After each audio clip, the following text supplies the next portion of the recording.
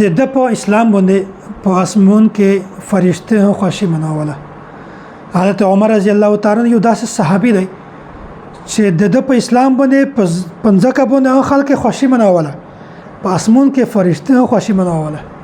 صحیح ابن حبان کې دغه روایت موجوده. ابن عباس رضی الله تعالی عنہ فرمایي چې لما اسلم چې کله عمر رضی الله تعالی عنہ اسلام وروړ، بیا په یو وخت کې جبرائیل امین نبی علیه الصلاه والسلام ته راغی، ورته فرمایي یا محمد لقد استبشر اهل السماء باسلام عمر، یعنی چې په اسمون کې فرشته د عمر رضی الله تعالی عنہ په اسلام باندې خوشي مناوي.